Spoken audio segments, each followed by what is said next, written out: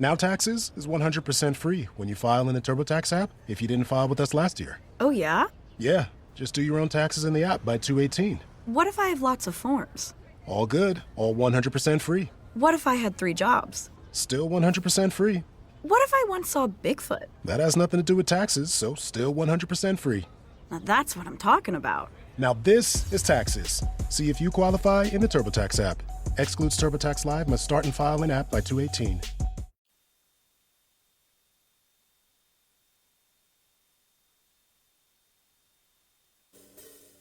The best late-night conservative talk show in America, Sackheads Radio. And listen, there are no people better on the air to give you the best in conservative talk than Sackhead Sean and Sackhead Clint. And we're working on immigration papers for a certain other guy who happens to work there too. For those who are tuning in around the world to the best in late-night conservative talk, Sackheads Radio. Taxes. Taxes. Radio. Taxes. Taxes. Radio.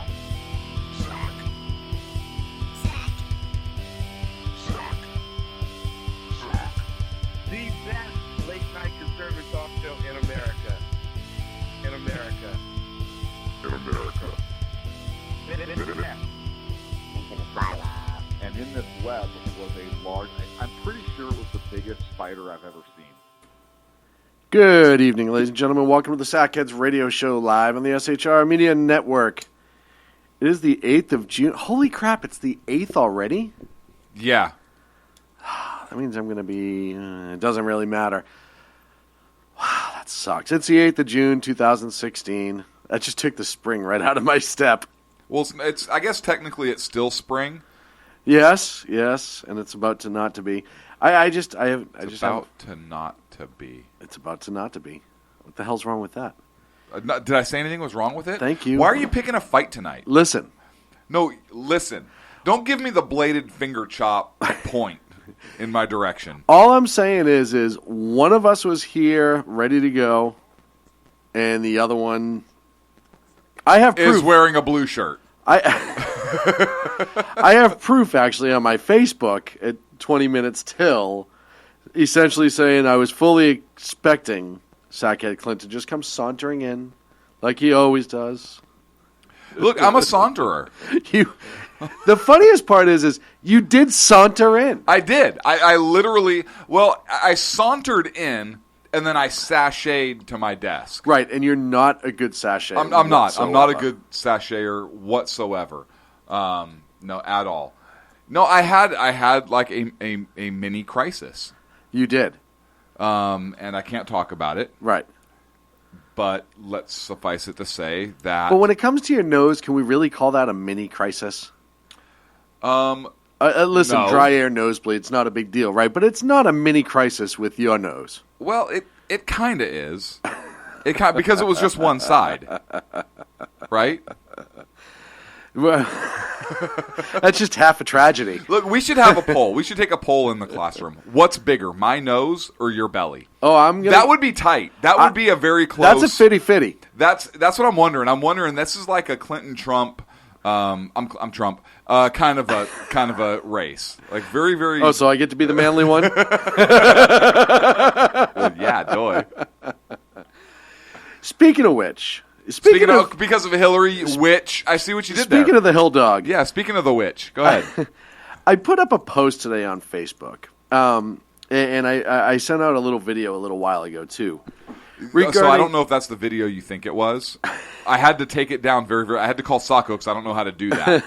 I don't know if you realize which video went up first. Which was really... I was just really, really weirded out that you actually had the password to my account. But that's neither here nor there. It's so hard to figure out. Ooh, First of all... fatty, fat nose. I mean, it's not hard to figure out your password.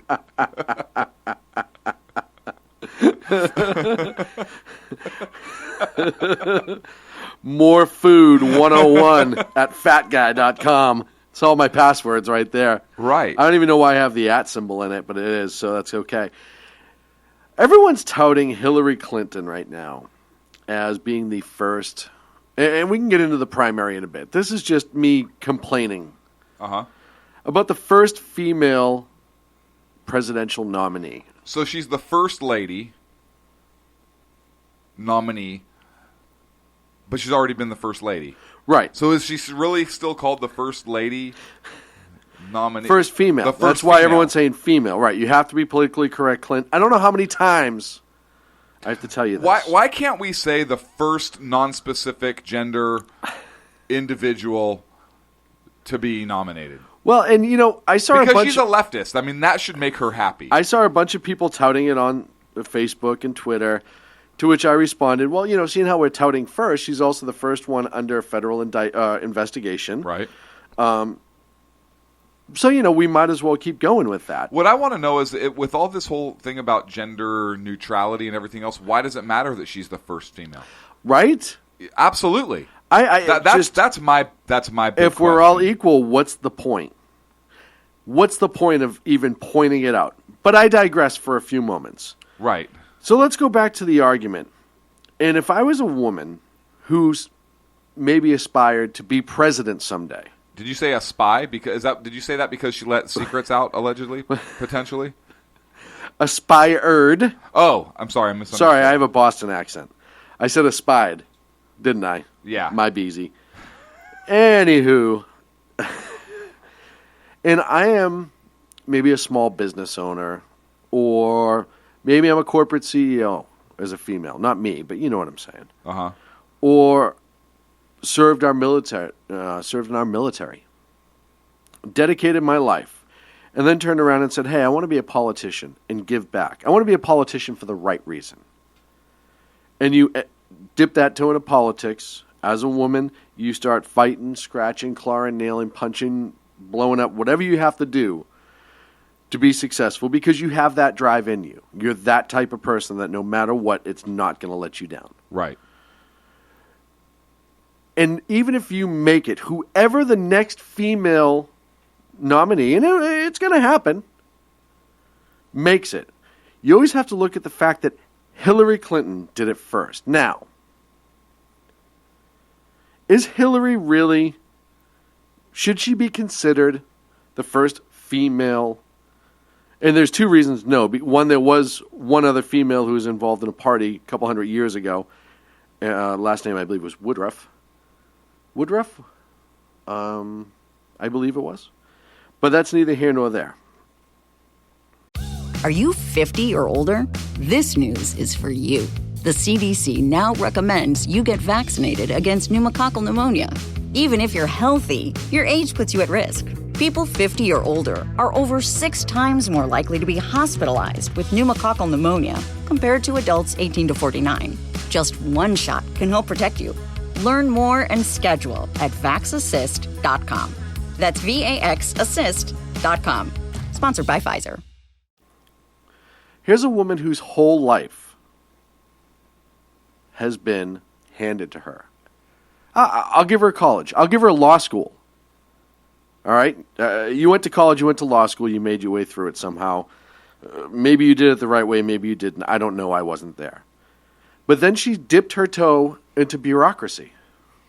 And she was involved in the Nixon investigation. And then she got kicked off the Nixon investigation. First of all, how bad is that? Well, we've talked about it before. I mean, if that's on your resume, you should never be allowed to do anything again. When a Democrat kicks you off a Democratic committee investigating a Republican president for wrongdoing because you're unethical. Right. If the Democrats kick you out for being unethical, that's a problem. That means you're not just unethical, you're an asshole. Right. But I move on. That'd be like Charlie Rangel saying, "Wow, that's crooked." That's like Charlie Rangel telling you to pay your taxes. Right. Right. But then she It's moved. like Al Sharpton saying, "Yeah, that's not racist." It's like Al Sharpton saying there's no such thing as racism. I mean, it's ridiculous. It's like Al Sharpton saying, "Oh, there's a white person. They're not racist at all." It's like that. It's like Al Sharpton saying, I don't look like a Pez dispenser. It's like Al Sharpton saying, "Me and Don King, have you ever seen us in the same room together?" But I move back to my point. So then she lives the thought of life that of happening. total bureaucracy. Moving on. .org. .org. Yeah, she marries Bill. They live in Arkansas, and eventually he becomes governor there for half an eternity. Then they go to White House. She's the first lady. She hasn't driven a car in 20-something years. She gets out. She essentially is bought and paid for a Senate seat in New York. She runs for the presidency. They kind of give her the whole, hey, next time we have this really young, hip black guy and you're just not cool yet. But 8 years, we'll give you that first female. Just stick with us and we'll let you be Secretary of State for a little bit. Just don't screw anything up between now and then. Right. So then she's Secretary of State. Everything She doesn't goes screw anything Everything up. goes swimmingly. Reset button. Perfect. Reset button with Russia. Putt. Putt, right. Nothing goes wrong while she's there. Her Nothing. servers are fine. Yep. Nothing happens in the Middle East or Benghazi. Nobody died. Nobody died in which Benghazi. is good. Yeah. And then she decides she's going to run for president. Has this woman actually done anything in her life? I don't like the fact that you keep referring to this person as a woman. And I'll tell you why.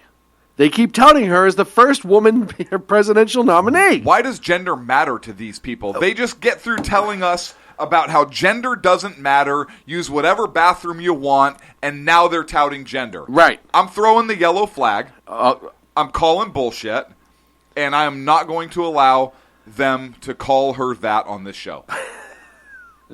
So we can say that because we believe in gender. Right. So we can say she's the first broad. So right, she's the big broad. She's the second. She's the second. She's the second. So in other words, when it comes to Hillary being the first legitimate female GOP nominee, I say it's bullshit. She's not GOP. I'm sorry, presidential nominee. I say it's bullshit.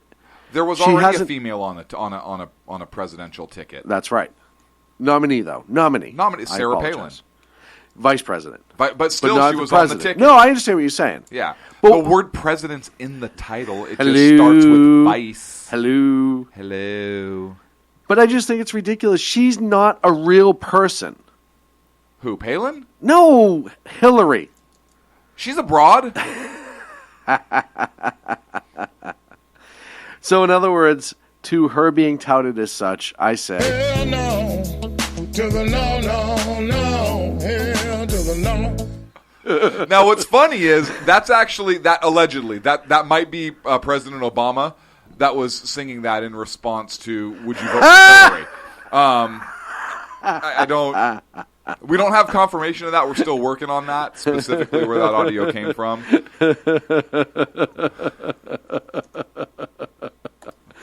I want to thank everyone who's in the chat room right now. Hey, jump on in, shrmedia.com. Click on live chat. Introduce yourself to the lovely, lovely folks that are in there. We do have a pretty good show coming up for you tonight. We look, I'm so excited about this show. And let me tell you why. There is so much knowledge that we're about to drop. And we literally had to use a crane to get the knowledge into the studio this week. It cost. It doesn't matter what it costs. What we do for you, it doesn't matter what it costs. Look, we love you, and so some of the things that we do for our folks. But let's just tell you, I'm glad that we don't have a work comp claim. Trying to just distribute the amount of knowledge we have between the both of us and unpacking. Are you done yet? Knowledge. No, look, I'm psyched. I'm psyched. I'm seriously. I'm so excited about the show we have coming up. We had the primaries yesterday here in California. We got Freedom Fest coming up, and just the amount of knowledge that came to bear tonight is it's ridiculous. It's ridiculous. A couple new faces in the chat room tonight.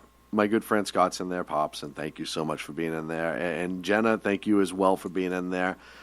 And I also I got to thank KTKZ 1380 here in Sacramento for having me on last night. Mr. Phil Cowan, Charlie Simon, Sam Perez, they had me on to help commentate on the June 7th primary, Sub-Super Tuesday, as some people may call it. And I was brought in to just comment on a few things and analyze a little bit, and I appreciated them having me. It was a fun experience, good group of folks over there, so thank you to them. So did you say that to thank them or to brag? Because Brag. either way, okay, good.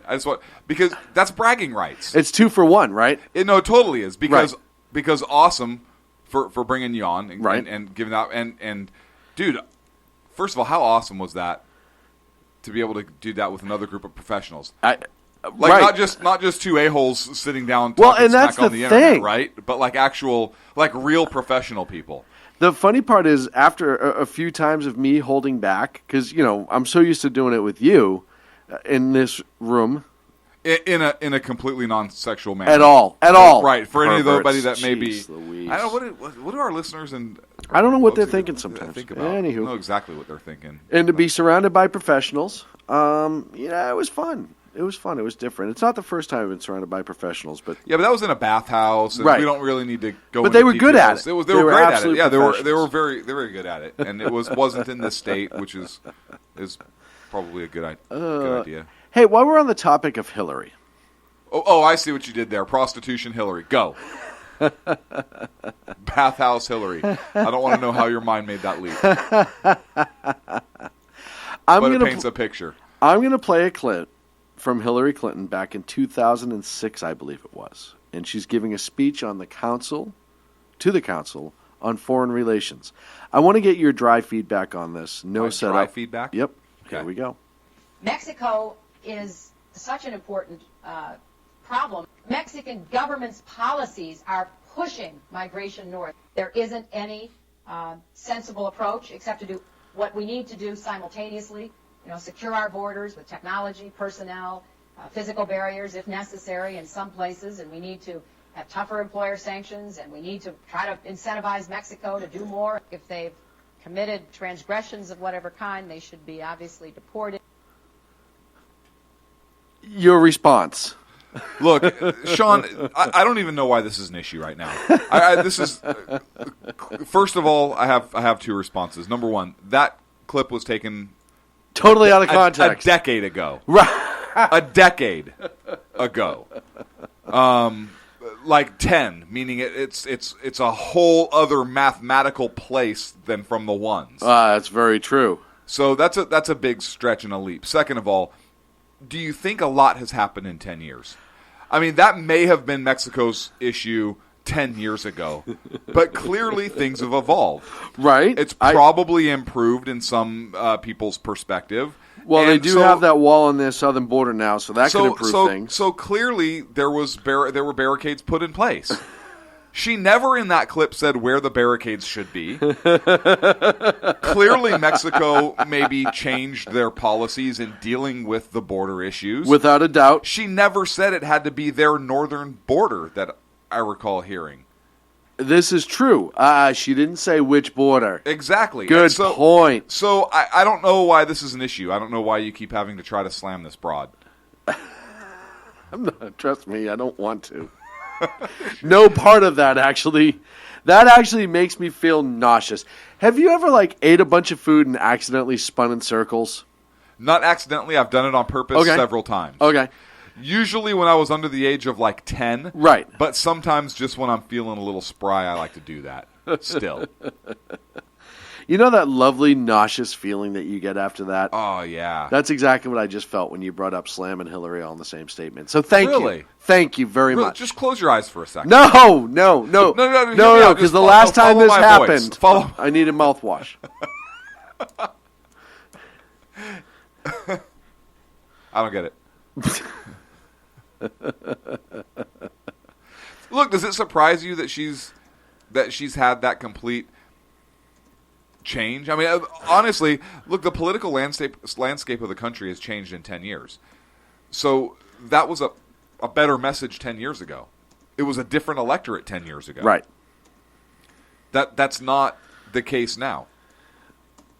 True. She has had to move farther to the left in order to keep up with Bernie. And Bernie's not out of this race. So he mathematically, I guess, with the delegate count, with the Democratic rules, but he's still very relevant in terms of there was a poll. I can't think of what poll it was right now, where there was some poll that said 20% of Bernie supporters said they would vote for Trump. Yes. Yeah, I saw that as well. That's a huge number. Well, so Hillary has a major issue. She has to stay this far left, which means she can't have her more centrist narrative, which she might have to have in the general election. I mean, I think Hillary's in a tough spot. She either has to stay left and then move those centrist voters, or she has to move more to the center and lose some of those more asinine socialist. Yeah, she's between a rock and a prison cell. Like, it's not working out well for her. Right. And here's the thing. I think after California, when the prediction was so close between the Byrne and Hill dog that a lot of people thought Byrne was going to walk away for it. They might have. Do you think Hillary's ever had the Byrne? Oh, I'm sure. She's married to Bill. Yeah. So, and then for it to be almost 30 points. Almost 30 points. And what's interesting is that everybody had them very, very close in the California polls. A lot closer than 30 points. Oh, yeah. Hey, in a completely unrelated story, I think the California Secretary of State came out to endorse Clinton, right? Right. And if I'm remembering correctly, the Secretary of State is in charge of elections in the state of California. On a completely unrelated note, yesterday I posted on Facebook that I went to my polling station here in Democratic California. Lifelong registered Democrat, both in Massachusetts when I moved to California. Also a Republican. Did I say lifelong you Democrat? You said lifelong Democrat in Massachusetts, and I think we lost 50% of our listeners. Republican. I'm glad you could laugh about that. That was funny. Dollar signs just flew out of the window. When I'm reading notes and it says Democrat, it's just one of those nights. No, lifelong Republican, both in Massachusetts, California. Never changed my affiliation. I've been angry at the Republicans. I have not donated to them. And I have said if there was a better option for conservatives, I would go. But to this point, I have not changed. I show up and I have a nonpartisan ballot with my name on it. California is a closed primary for Republicans. In other words, if you are not a Republican, you may not vote Republican in the primaries. Yes. I had to then enter a provisional ballot that upon investigation, if it is found that there was a mistake on behalf of the Secretary of State's office in listing me, or the county register in listing me as a nonpartisan, then my vote would be counted. But until then, it is a provisional It sounds like you ballot. were disenfranchised. I was extremely disenfranchised. Based upon your party? So that's I would file a complaint. I am going to. I also, and I appreciate the gals that were working at the polling station. They tried really hard. One of them did actually warn me that I'm not allowed to talk about politics while I'm in the voting station. To which I said to her, I wasn't talking about politics. I was merely complaining about the fact that I should be listed as a Republican and not as a nonpartisan. Not saying, hey, everyone in here should vote Republican. Just saying, I want to vote on a Republican ballot. Right. Right. Which was a kind of funny. Did you get her name so that you could potentially file a lawsuit because she didn't allow you to exercise your constitutional right to vote? Oh, wait! There was a California legislator that said that the Constitution doesn't apply in California. So, matter of fact, see the tweet I just sent out. Oh, that's weird, right? I forgot that. Yeah, it doesn't apply. That was Assemblyman Reggie Jones Sawyer. First of all, Reggie Hammond. You're a dude. Why are you hyphenating your last name? Got him. That's my first question. Got him. Second of all, this guy kind of looks like Ken. Look at the picture. No. A little bit. No. Yeah. No. Don't argue with me, Sean. Listen. No. Just because he's black doesn't mean. Just because he's black doesn't mean he looks like Ken. Hang on a second. I said nothing about race. Why would you even insinuate that? Because like it's obvious what you're thinking. No, it's we not. saw this a couple weeks ago with your blatant bigotry. Let's go back and listen to numerous. No, shows let's not do that. Listen, let's go back and listen to numerous shows about Sean, aka the blatant bigot. It's seriously, Sean actually signs outgoing correspondence right now from SHR. with that. I still sign it Sackhead Clint. Sean is no longer Sackhead Sean. It's the blatant bigot. I'm just like, well, you can't do that. Is that how you're going to sign autographs at Freedom Fest? And on a totally unrelated note, we've set up a new hate mail email. Because I'm getting sick of my emails being loaded, you as well. So I set up a Gmail. My email doesn't even work anymore. It got so overloaded, I literally don't get my SHR email anymore. So if you want to send us hate mail, it's shrhatemail@gmail.com. I didn't even want to pay for it. But we will be checking it because I do love our hate mail. I love our But hate it was mail. just overloading my emails, and I couldn't actually do work stuff. I can't. My email doesn't work. Like, it literally does not work. I know, because it's overloaded with hate mail. By the way, if you we are getting prepared for Freedom Fest. We're starting our Freedom Fest advertising. July 1st is when our packages begin. So if you're interested in advertising through the month of July, specifically for Freedom Fest as well, make sure you give us a reach out to us. And you can do that through just sackheadsradio@gmail.com or on Facebook or Twitter. Reach out to us. We get the conversation started. And if you'd like to continue it past even just Freedom Fest, right, you're more than welcome Let's to walk. do that. We'll walk before we run. Yeah. Yeah, let's get in. Come on, we're all friends here. We're all friends, Snuggle Buggle. I love it when you call me that. I just called any potential new advertisers Snuggle Buggle. You know what? That needs to be a product name. Snuggle Buggle. Brought to you by SHR. We need to have an SHR party. So, like, vote. Did you hear about the new ticket. industry? Oh, we're up against a break. There's a new industry starting up where women are paying men to snuggle with them. Professional snugglers getting up to $60 an hour. We're against a break here at Sackheads Radio. We'll be back after this. Conservative media done right. You're listening to the SHR Media Network. Breaking news. According to the latest report coming out of SHR Media, a merchandise store to support both the Reaver of Common Sense and SHR Media has just been unleashed to the general public. Be forewarned that this site can be contagious and numerous items can be purchased to support the best news programming. Go to Reaver.one website and click on the store link to check out the merchandise.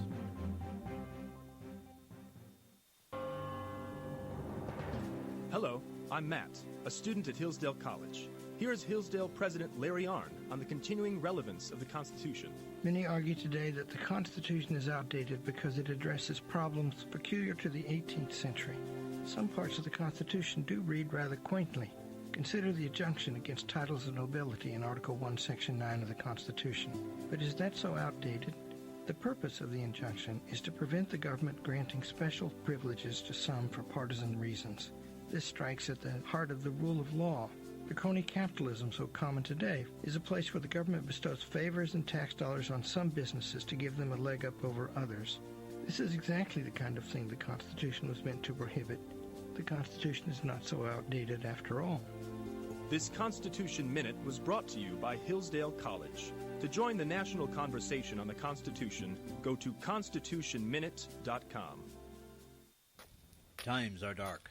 The people misled by corrupt politicians, lied to by establishment media, and deceived by the false messages of Islam. A nation in confusion needs a guide. It needs a man with a cane. I'm Dave Milner. Join me on Spreaker, SHR Media, High Plains Talk Radio, Live Rebooting Liberty, and YouTube for a unique brand of commentary on the unpleasant blind guide. Because truth is not always pleasant.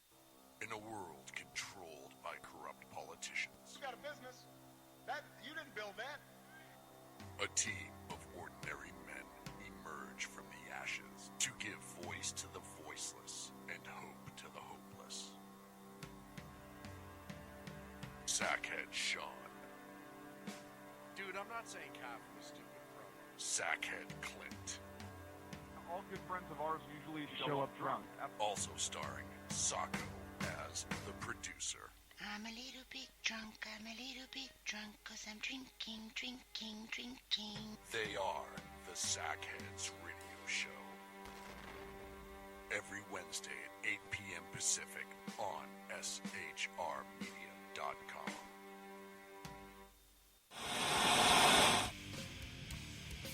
Beware, the Jersey Takeover is here.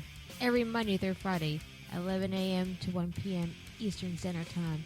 You can catch the Reaver of Common Sense show, hosted by Jersey Joe, right here on shrmedia.com and highplainsdailynews.com. Only Jersey can deliver hell like no one else, so consider this your fair warning.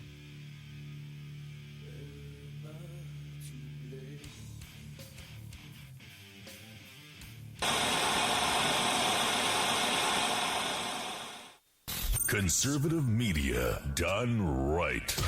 You're listening to the SHR Media Network. And we're back here on the Sackheads Radio Show live on the SHR Media Network. Thank you so much for joining us this wonderful, Wednesday evening. Are you okay over there? Yeah, I'm listening to you. You're just talking about a wonderful Wednesday evening. What's the problem?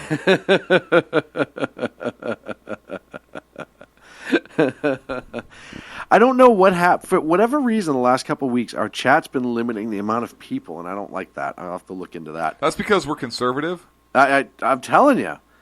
When I change one of the settings, all of a sudden, it goes back to normal, but I can't find the setting right now. I'll have to work on it. They probably took the setting out. Oh, the setting might be with my Republican ballot somewhere. Does the Secretary of State's office in Cal have any control or dominion over any part of the internet? This would be a good thing I would love to into. see to know that. Yeah. I would love to, but see you know. to know that. What? I know nothing. Is it racist for me to say that foreign students cheat more? No, if it's what?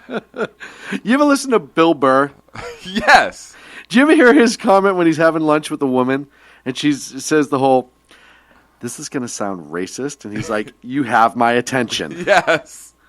There seems to be a lot of Asian people in this room. And he says, "That's not racist. That's an observation. There's a lot of Asian people in this room." Right. Now, if you said, "There's a lot of friggin' Asians in here," that would sound racist. Right. Did I ever tell you the story when my one of my guys, and you know which one probably did this. As soon as you say, right. I have a story about one of them. I know which one did it. Right. So, and I know I told you this story, but I have to share because it reminded me of that. We walk into Sears. Yes. Keep in mind which store this is. Now, yes, you know the story. I love this story. I love it. First of all, I hate Sears. We entered Sears to be able to walk through the store because I refuse to shop there.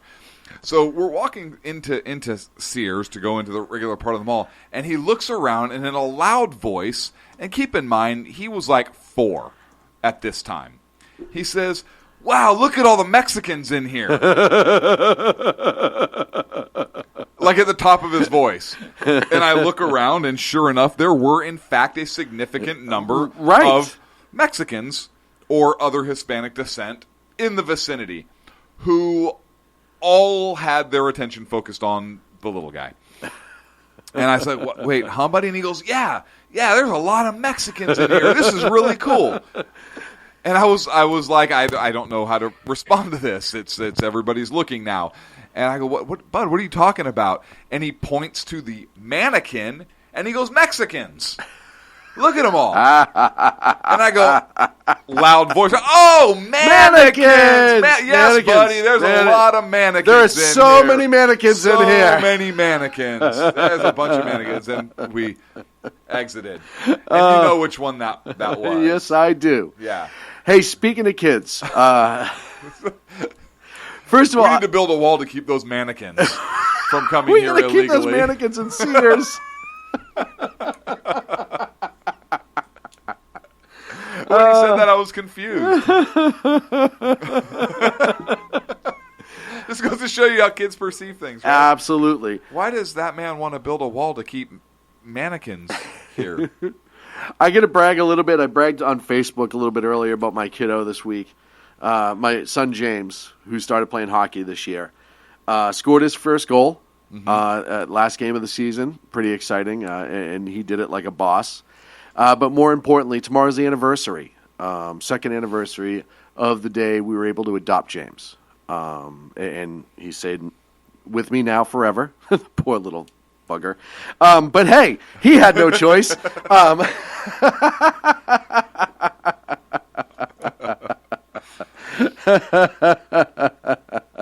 So, just my little shout out to my boy. Absolutely awesome kid.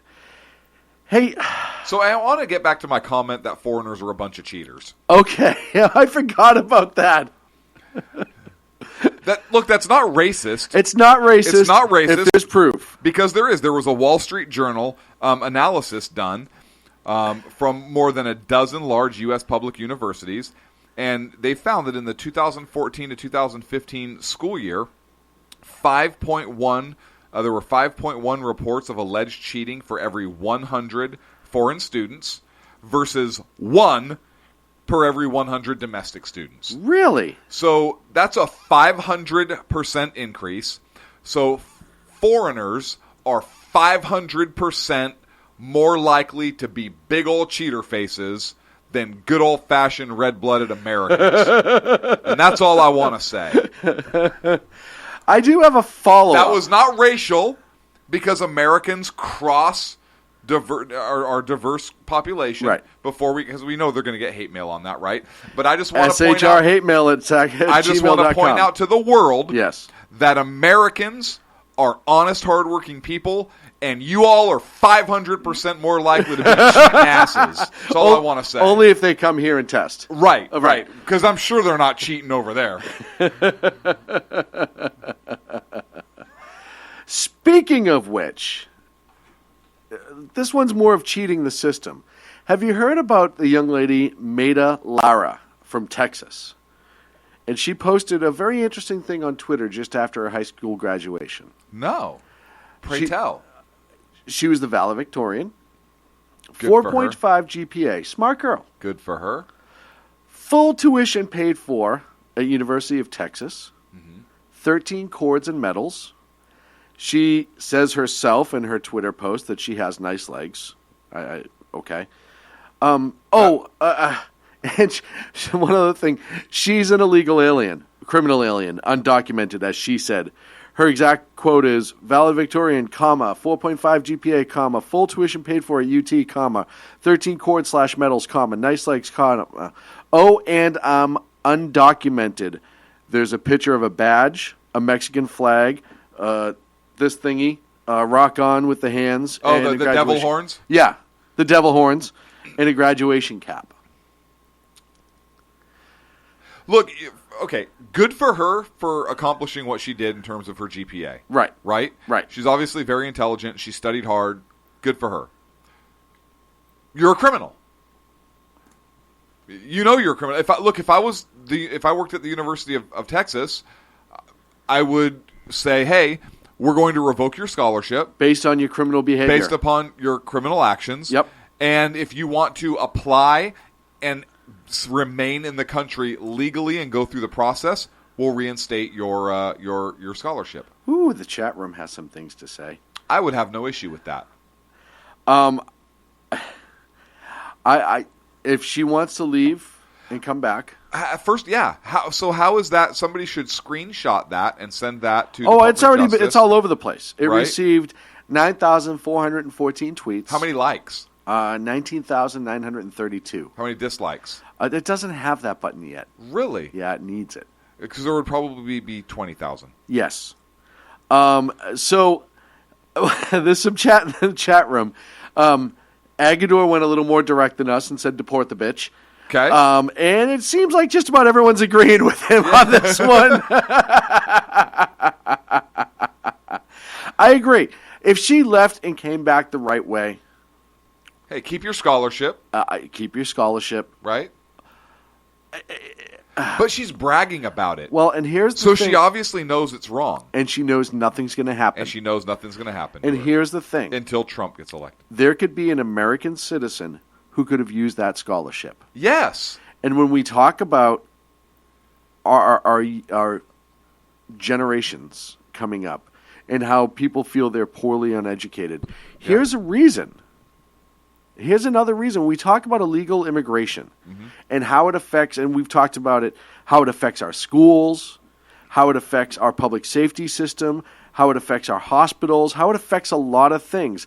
This is another example of just that. I have a solution. It will solve all of these issues and put America back on top again. I'm listening. Let them have the colleges.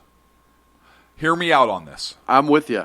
Let them have the... Look, college is a freaking joke. I might be a horrible parent, but college, I don't give a crap if my kids go to college. You know what's more important than a piece of paper that you go into a ridiculous amount of student debt for, and you come out and there's no job available to you? And look, that's what you decided to major in underwater basket weaving 12. That's your bad. If somebody was stupid enough to loan you money and you were stupid enough to take it, and that was your stupid major, knowing that there's no jobs available for you, then you're an idiot. Right. Okay? Let them have the colleges. Look, everybody goes to college nowadays. It's not a big deal to have a college diploma. I don't care if you're Harvard or Stanford or wherever the hell you are. You know how we take this country back is you encourage that entrepreneurial spirit. Right.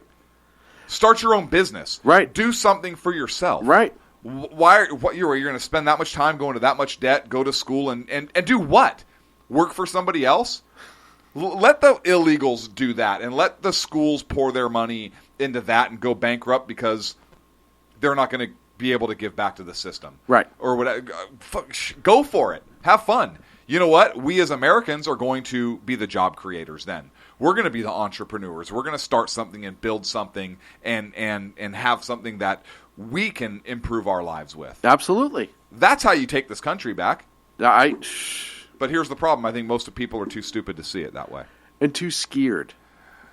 Yeah. Maybe. Or maybe they don't know how. Ooh. Maybe they've never been shown. Ooh. Right? I don't disagree with that comment whatsoever. So, yeah, that's my answer. And I also want to address, it's funny because we're talking about Mexico, Mexicans, illegal aliens. I want to go over to Trump for a second. Before we do, I want to stay on this. I want to stay on this college rampage. Did you? I don't think you're even allowed to say those words anymore. College rampage? Yeah. No, it wasn't a violent way. Okay, good. Yeah, I didn't mean that in a violent. In no way do I say that violence is good unless it has to do with a lawful order to kill somebody who's been convicted of a heinous violation and pursuant with death penalty rules. Did that sound good? Well, and ISIS. And ISIS, yeah, right. Yeah, kill ISIS. So and Al Qaeda. And Muslim terrorist extremists in general. Do they have generals? Doesn't matter. I think so. So, speaking of communism, Seattle University. What? I love what you did there. Thank you. Seattle University, the students there took the dean to task about its quote-unquote Western curriculum. And let me read you the quote from Seattle University's interim provost. They said, quote, "I have taken this action because I believe, based on information that has come forward and over the past several weeks, that successful operations of the college at this time require that she," meaning the dean, "step away from day-to-day management and oversight of the university." The students protested, basically said they were dissatisfied and traumatized and bored. Traumatized and bored.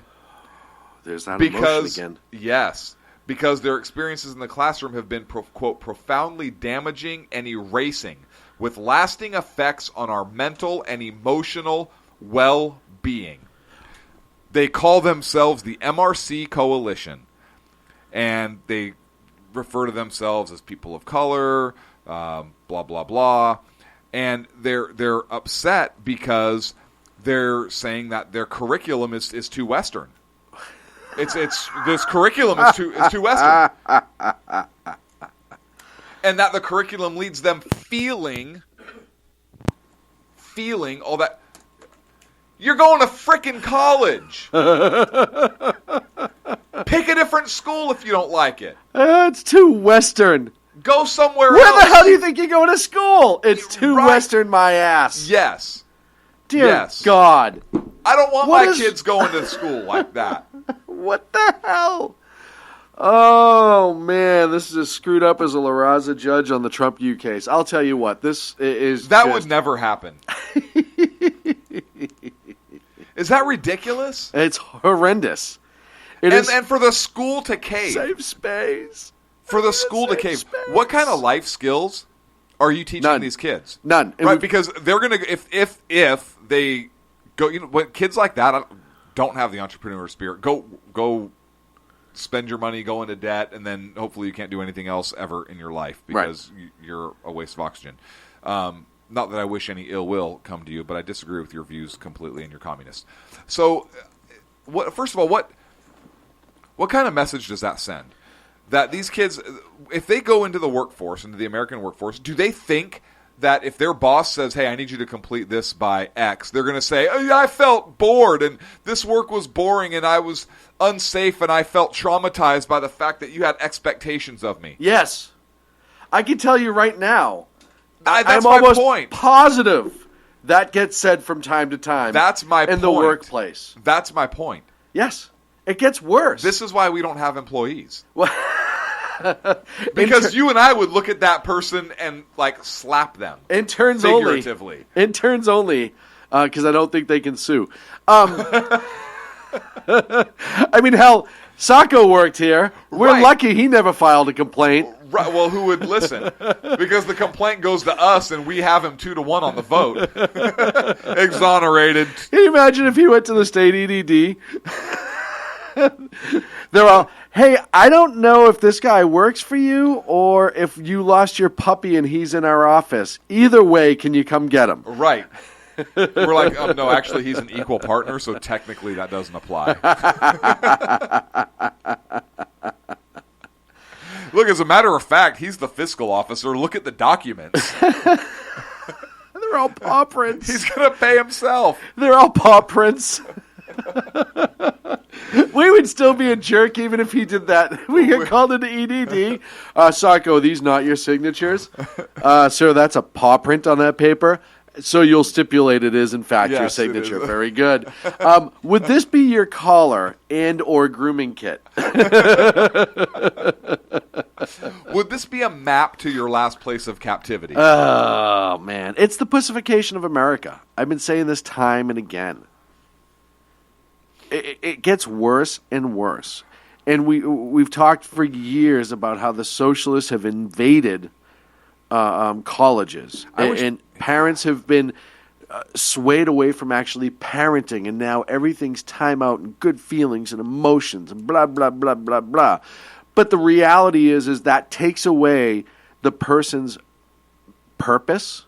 When you're not confronted and you have to learn how to adapt and overcome a situation, I think you lose a sense of purpose.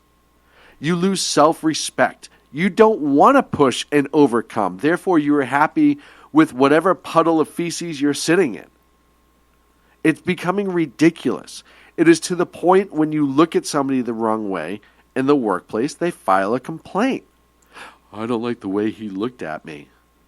I was asking if you'd take out the trash. I don't think you should be asking me that. You're the custodian. Who do you want me to ask? The plumber?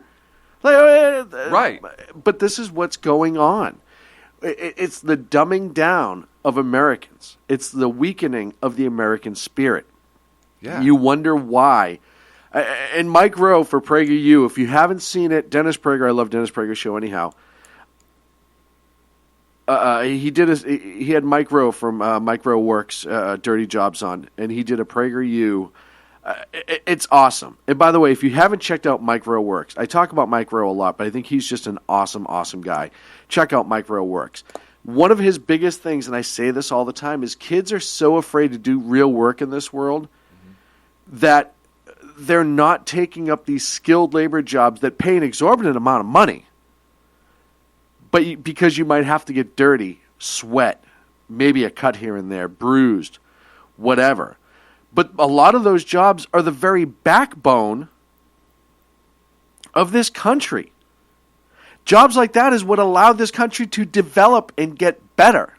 It's why at one point before the Democrats and the environmentalist lunatics came along, we were the number one industrial country in the world. We exported more quality goods than anybody else. Yes. And we started on a beach in Virginia, in a little plot of land in Massachusetts. And we moved all the way out to California, up to Canada, down to Mexico, building, expanding, becoming better. We went to the friggin' moon. We didn't. Well, no. I mean, your nose is close, but we would go. Right, we should go. NASA should send us. Right, if there was a NASA that sent people to the moon anymore. Right.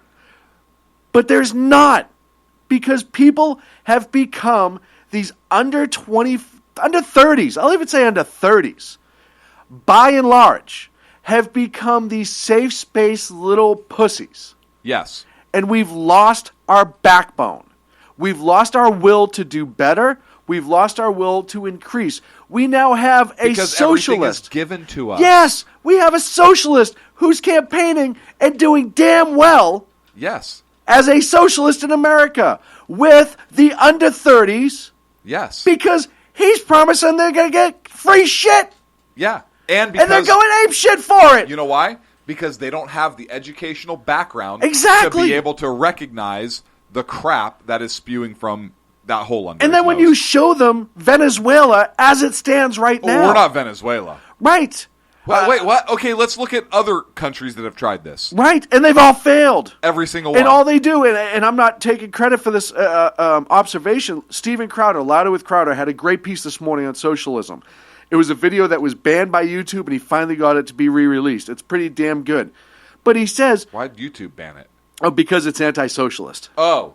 But what he says is, when they talk about other socialist countries, they only highlight little blips from that country that's working. They don't show you the great picture. Right. He brought up Nicaragua, who has a greatly increased, what's the word I'm looking for? Poverty level? No. The ability to read literacy rate. Their literacy rate. What's funny is you couldn't find the word literacy talking about literacy. You're talking about literacy, and we're literally illiterate yourself. You see what yes, that was pretty damn funny, yes, and I will be the first awesome. one to admit that was awesome. Yeah. But their literacy rate has become exceptional over the last few years, and that's all well and good. But their GDP is still somewhere south of Mexico. Their goddamn penises? Right. They point out Sweden and their health care. And, look, it's Sweden, and their health care is amazing. Yeah, but Sweden's one of the biggest rape capitals in the world right now. There are rapes occurring in Sweden every 3 to 5 minutes. That's why they have a good health care system, Sean. You need a good health care system if you're going to have a lot of raping in your society.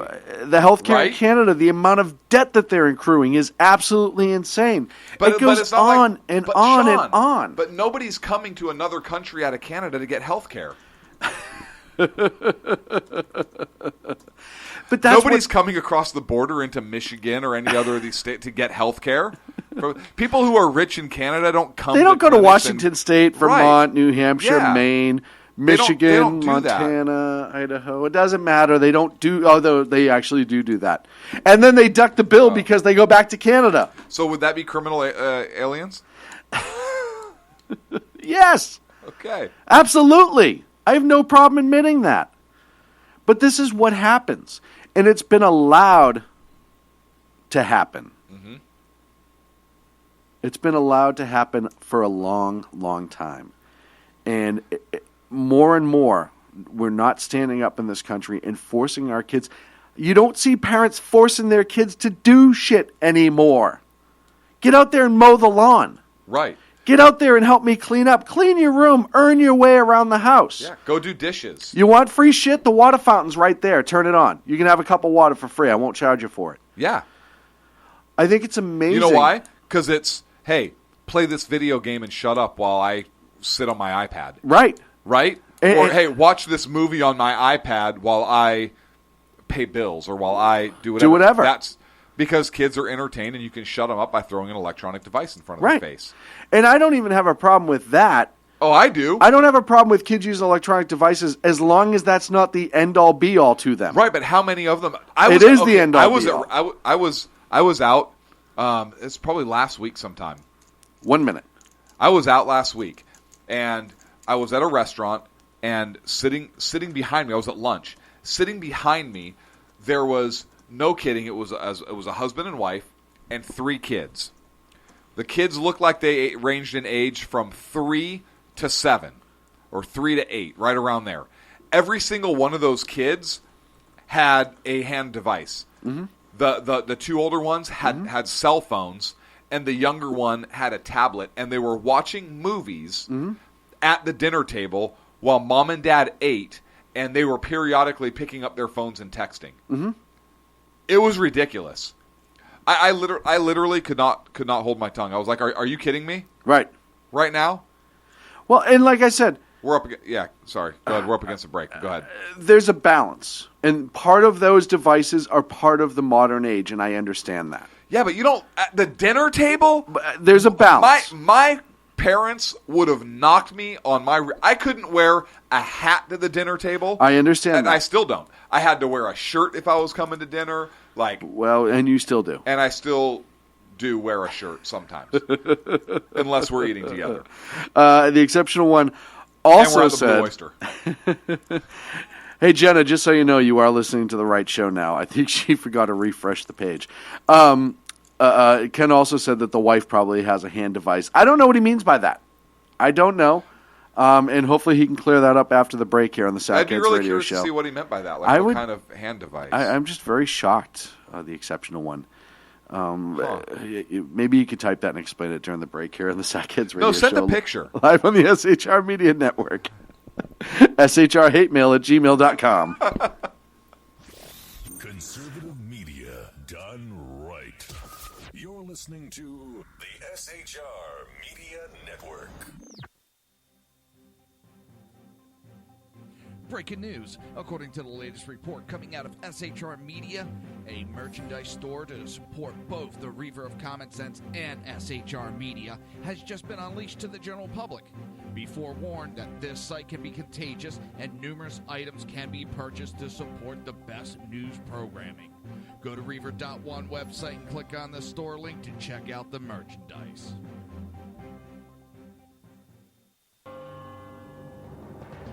Hello, I'm Matt, a student at Hillsdale College. Here is Hillsdale President Larry Arnn on the continuing relevance of the Constitution. Many argue today that the Constitution is outdated because it addresses problems peculiar to the 18th century. Some parts of the Constitution do read rather quaintly. Consider the injunction against titles of nobility in Article 1, Section 9 of the Constitution. But is that so outdated? The purpose of the injunction is to prevent the government granting special privileges to some for partisan reasons. This strikes at the heart of the rule of law. The crony capitalism so common today is a place where the government bestows favors and tax dollars on some businesses to give them a leg up over others. This is exactly the kind of thing the Constitution was meant to prohibit. The Constitution is not so outdated after all.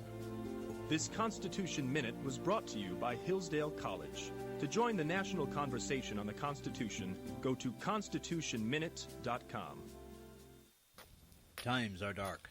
The people misled by corrupt politicians, lied to by establishment media, and deceived by the false messages of Islam. A nation in confusion needs a guide. It needs a man with a cane. I'm Dave Milner. Join me on Spreaker, SHR Media, High Plains Talk Radio, Live Rebooting Liberty, and YouTube for a unique brand of commentary on the unpleasant blind guide. Because truth is not always pleasant. In a world controlled by corrupt politicians. You got a business. You didn't build that. A team of ordinary men emerge from the ashes to give voice to the voiceless and hope to the hopeless. Sackhead Sean. Dude, I'm not saying half of the stupid pro. Sackhead Clint. All good friends of ours usually show up drunk. Also starring Sacco as the producer. I'm a little bit drunk, cause I'm drinking. They are the Sackheads Radio Show. Every Wednesday at 8 p.m. Pacific, on shrmedia.com.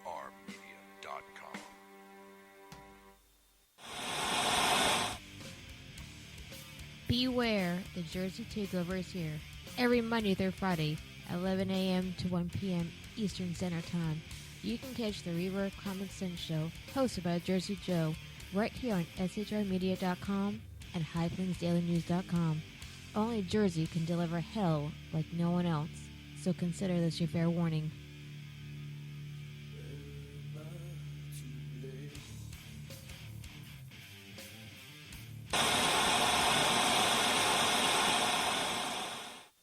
Conservative media done right. You're listening to the SHR Media Network. Welcome back to the Sackheads Radio Show live on the SHR Media Network. Hey, do us a favor. Like us on Facebook, Sackheads Radio Show. It's on Facebook. And on Twitter, at Edge of Liberty is me. Clint is at Sackhead Clint. I'd like to get him up to 70 followers tonight, if at all humanly possible. At Sackhead Clint. I do like one tweet every You're horrible month. at it. And then, of course, at Sackheads is the Sackheads Radio Twitter page itself. Hashtag SHR Media for all of our great shows here on the SHR Media Network. So we want to shift gears just a wee bit, and I had to talk about the attack in Tel Aviv today. 4 dead, 9 total shot, 2 Palestinian attackers. People say they were dressed like Orthodox Jews in a shopping area. Women and children, on initial reports, were targeted. There were some males. One of the terrorists was shot by Israeli police. The other one was taken into custody. And immediately afterwards, on the streets of Palestine, Palestinians were handing out fireworks and celebrating the attack. This, of course, occurring during Ramadan. And just once again, the Israeli people, what they have to endure on a regular basis. And how nobody in the world, by very few in the world, backed them up. Did the president come out and say anything? Nope. Nothing. But they don't say anything, and Ken just pointed out in the chat room, they don't say anything when Chicago goes off the hook on a weekend. And like he said, this isn't even close to a weekend on Chicago. And I absolutely understand and agree and acknowledge that. I'm not at all downplaying the violence that happens on the streets of Chicago. But these attacks on Israel are constant. And the population difference, per capita, you look at the attacks versus ours, et cetera, et cetera. It's still pretty tragic. And like I said, I consider Israel to be our sister country. Oh, yeah. We are very much intertwined. They're very much the same people as us in a way. They are certainly the same form of government for the most part. They believe in the same freedoms. It's one of the only countries that they can have the liberties that we have in this country to the same extent that we have in this country. I know there are other free countries out there, and we're not the only country with freedom, but Israel is very much fashioned after America. And after World War II, when we put them back, I hate to say we put them back, but when we restarted the state of Israel and allowed them to go home, knowing that it would be a tough fight for them, and they've persevered. Wonderful people, if you've ever had time to spend with any Israeli folks. Very appreciative of us as a people. Yep. They understand the connection probably more than most people in this country do. Oh, guaranteed. And there is a natural love there. There was 3 folks who were Israeli at my last job, who every year in the summer they would come to America legally on work visas, and they would work an art display that we had at one of the buildings I worked in. And I used to talk to all 3 of them all the time. And they would just rave about this country and the people and how amazing it is and how we're so close and how the love that people have for Americans in Israel and how we've always been there for them. And even when our government isn't, as of right now, the people are still with those in Israel. And when you have an attack like this today, it hurts us. I don't want to say as much as it hurts the Israelis, because obviously we're not living that attack. But it hurts us. But we certainly understand Islamic extremism in this country. We certainly have been attacked. Some of us do. 9/11, the original Trade Center bombings, Fort Hood. I think there's a lot of Americans that don't understand that. I agree with you. They think it's bad actors, and they don't realize it's an ideology, and it's a political movement. It's become a political movement. I think that you look at, there's a mosque in Texas that's being shut down because the state of Texas is shutting it down because they're finding to be funding terrorism. And they're shutting them down. And people are going insane. Oh, how can you shut down this mosque? Hey, listen, if it was a Catholic church who's funding terrorism, I'd be the first one to say shut it down. Yeah. And I can vouch for it because there was happening with the IRA back, well, it wasn't Catholic Church, but with the IRA back in the 80s, 70s, 80s, and 90s when they were going crazy in Ireland. And I say it all the time. If anyone's given them money, when I was old enough to understand it, and funding them and supporting them, they need to be shut down. And if they're in this country doing it, they need to go to jail. There's also a story, I believe, out of Texas, where there was a mosque that was set on fire. And immediately, everyone in the Muslim community blamed white Christians. Oh, the white Christians are running around lighting our mosques on fire again. And they demanded immediate action. And then the investigation was done. And it come to find out, it was another Muslim that lit it on fire because he was angry and crazy. So it's so... Ken in the chat room says, newsflash, Sean wants to shut down all the CYO bingos.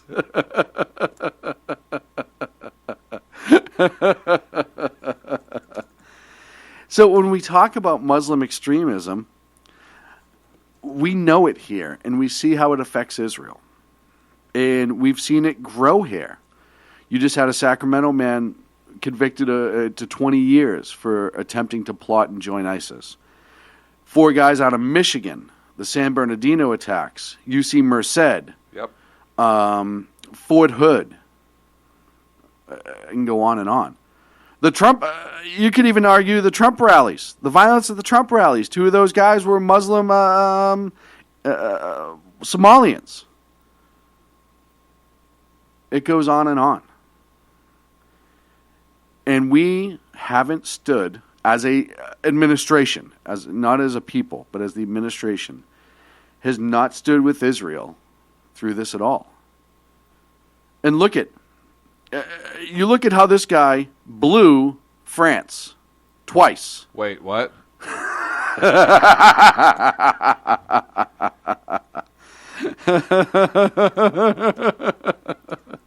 You look at how this guy blew France twice.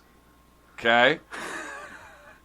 Charlie Hebdo in the attacks at the Eagles and Death Metal concert and the other areas on the night of the horrific attacks.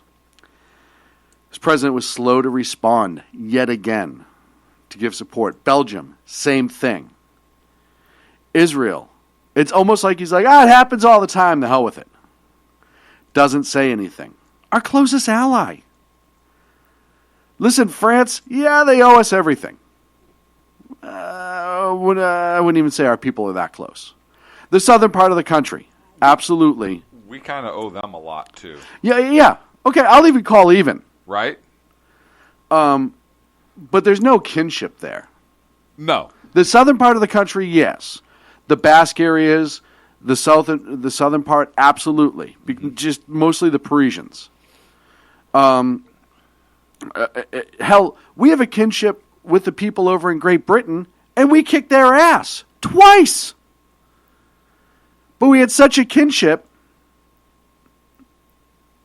We sent them guns when they needed them in World War II. They didn't return them. They didn't return them. Well, why would you? Right. Right. No, they destroyed them when they outlawed guns again. Right.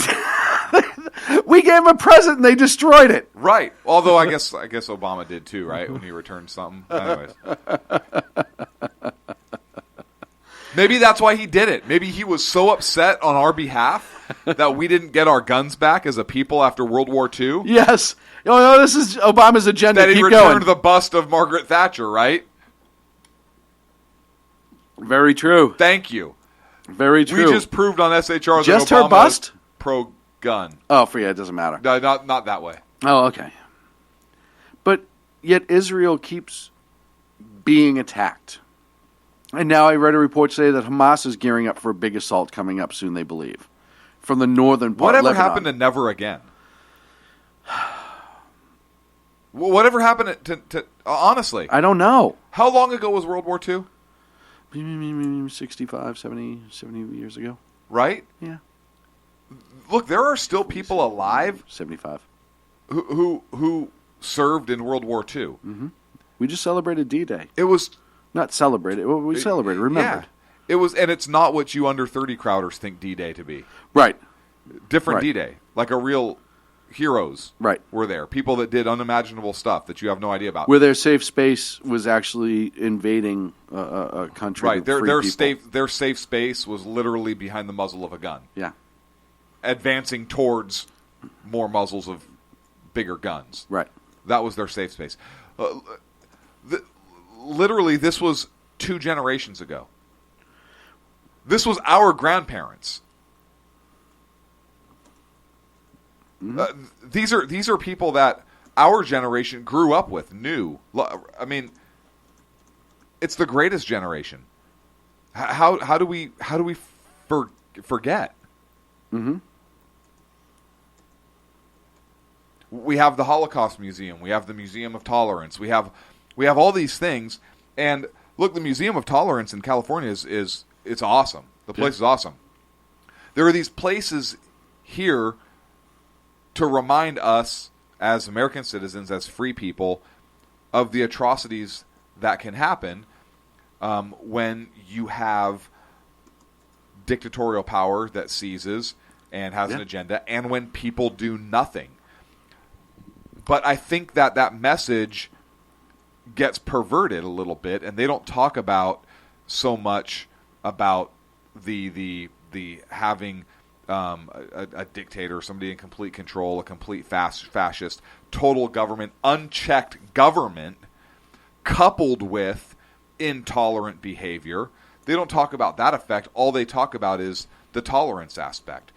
And they apply what happened in the Holocaust on a personal level in terms of personal tolerance of everybody else. And while that's a worthy message, I think it's a little bit perverted of a message, because you have to look at that in both lights to really understand the Holocaust. This isn't one or two bigots that decided to go kill millions of Jewish people. Right.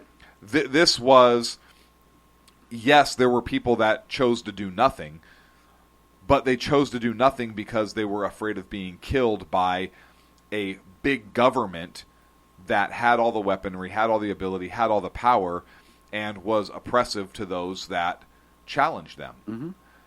And now you look at the movement on the left, where what do with opposition? They shout them down, they shut them up, they try to oppress their views simply because they disagree with it. And look, you and I have talked about this. I don't know how many times. Well, let me put a pin in that for a moment. So you have a left that's intolerant of views, for example, that we have, right? They're intolerant of our views, a lot of them. How many times do we get called through hate mail, all kinds of things, right? Or in person or whatever. So now let's say you take a left-leaning government that's intolerant. Look what the IRS did to conservative groups and Tea Party groups. Yes.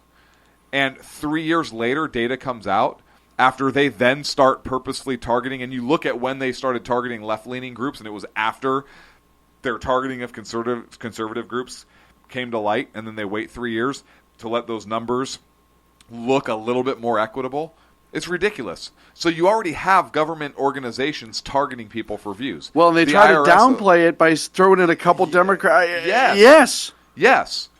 So what happens when that power is unchecked now, and now you have people that are intolerant of other views and a government that's run amok? So in that light, could that happen here in the U.S.? Yes. Absolutely it could.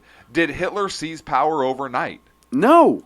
No. 15 years. Did 20 years. Yeah. Did the German propaganda machine, all that stuff spin up? No. All that took years, right? The Jewish people weren't even interned and killed right away. No. They tried it at first. They tried at first to be pretty overt about it, and everybody pushed back. And Goebbels and Hitler met and said that we have to start small, lean towards that way, and we have to... Almost like they nudged. It's weird, right? Weird. We also have to do this massive propaganda against the Jews. Start small, grow big. Let me see. Who was their model for that? Oh, yeah, Bernays. Who did Woodrow Wilson, right. Propagandist. And then it started over a period of about 10 years. Hey, first they have to wear the star. Right? That's it. They have to turn in all their weapons. We just have to taxed. We just have to register you. We just have to register you so we know who you are. Right. Now you have to live in this area of town. Yeah, you can still live. You can still be free. Look, have your shops. Go about your business. It's okay. We're just going to guard. Make sure you live here. We're going to tax you a little bit more too. We're going to tax a little bit more. Oh, and by the way, if you have any valuables worth X amount of dollars, you have to turn those in. More for your safekeeping than anything else. But yeah, right. We're going to keep it for you. Oh, and now we're just. We're going to give you a free ticket on a train. I think they started with free beating day. Okay. I think it was like, hey, if you have a yellow star, you get a free beating today. But it's for your own good to make you stronger and to increase your character. Right. And then the trains came. And we knew in this country, believe it or not, that it was going on early. Not to the extent. Not to the extent. At all. I mean, our soldiers. But we knew that Jews were starting to be targeted. Yes. And we kept waiting for other people to fix it. And waiting. We didn't want to get involved in the war, right? We just came out of World War I still. There was an anti-war sentiment at the time. And honestly, I say it all the time, if Pearl Harbor didn't happen, we don't know when we would have gotten into the war. Or if we would have. Right. Because up until Pearl Harbor, we were just support. And we didn't even want to do that at first. Mm-hmm. And then we found out there were meetings in the middle of the ocean on private yachts of securing deals to help the Brits behind the scenes. Mm-hmm. We knew what was going on with the Jews. And we were hoping that Europe as a whole would deal with the problem itself. And then Pearl Harbor happened. Mm-hmm. So we fought this horrendous war.